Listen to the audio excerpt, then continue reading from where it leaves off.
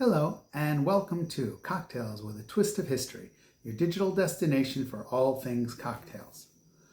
The cocktail called the Baltimore Bang is an interesting classic cocktail that is very old, but it didn't get as much fame as some of the other cocktails at the time. It's really a twist on the whiskey sour. One story claims that it was created by a bartender in the Baltimore Hotel in the city of Baltimore, Maryland, sometime around the late 1800s.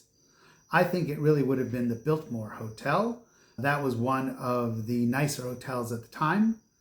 The cocktails were only made in the fancier hotels, and Baltimore would have had a few of them in those years of the 1800s. Remember that since it's on the East Coast near Washington, Baltimore had travelers and wealthy people that lived in the area. Baltimore itself has the largest population of the cities in the state of Maryland, and Baltimore was designated as an independent city by the Constitution of Maryland in 1851. But the land itself of present-day Baltimore was used as a hunting ground by the Paleo Indians in the early 1600s. Okay, I have been talking way too long without a cocktail in my hand, so let's make a Baltimore Bang. We are going to need a shaker. It's a shaken cocktail. And it's a bourbon-based cocktail.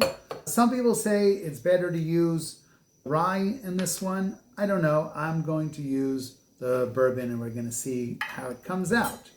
It calls for 1.5 ounces of bourbon, but like usual, I'm going to use a full 2 ounces in my cocktail. It also needs an apricot brandy. That's what makes it different. It says 1.5 ounces of apricot brandy. I'm going to use a little less. I don't think that that's going to go over too well. It's going to overpower it. So we're going to use about 1 ounce of apricot brandy. Now it's going to need 1 ounce of lemon juice and 1/2 teaspoon of sugar. I have already combined my ingredients over here. So we are going to put that inside our drink. And we are going to need a lot of ice for this. Reserve some of the ice so that you can put it into the glass itself. I am going to use an old-fashioned glass. The ones that I've seen said to use the Martini glass. I'm not so sure that's right. So we are going to use a old-fashioned glass. Hold on 1 second. I'm having a little bit of problem with some of the ice. There we go.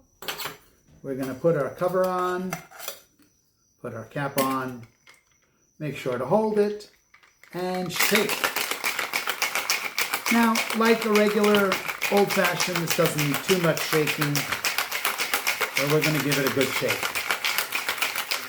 Here we go. And here is our old-fashioned glass, and we are going to put in our cocktail, and then we are going to add some ice to it. Here we go. I like to add the ice after so that it doesn't sit in the ice for too long. Now, this one also says, interestingly, to use an orange peel for a garnish. So we are going to use an orange peel. And it also says to use cherries. We're going to put some cherries in because I like cherries. Cheers. That is a really nice cocktail. You can taste already the apricot. It has a familiarity like the whiskey sour, but it's different. And that's, I think, what people like about this one. A delicious cocktail. There are some that say you use cognac instead of the bourbon, and that is a nod to the people that leave a bottle of cognac at the grave of Edgar Allan Poe, who was buried in Baltimore. Interesting. Happen to like Edgar Allan Poe. But here I did use the bourbon. The American colonists distilled fruit, brandies, from locally grown fruit like peaches and apples and cherries as early as the 1700s. Remember, before refrigeration, the way to preserve your fruit is to put it into alcohol.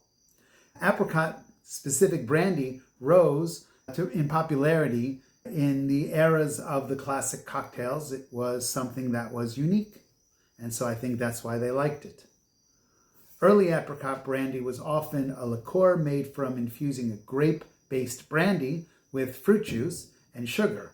Today, both the fruit-flavored liqueurs and the ones that are made with the wine brandies are all available today. The one that I used here was a pure liqueur, which is where they take the fruit, they add the sugar, and that's what creates the liqueur.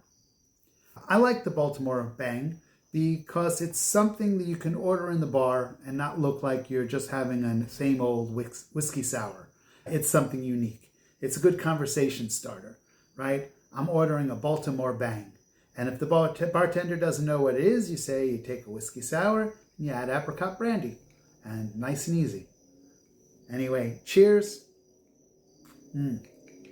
Good cocktail.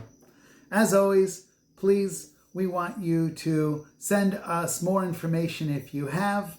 We can put it in the comments. You can send it to us by email, or you can tell it to the bottle. Please send a link of this show to a friend so that they can enjoy it too. And if you haven't already, we really want you to like or follow or subscribe so that more people can enjoy Cocktails with a Twist of History. Thank you.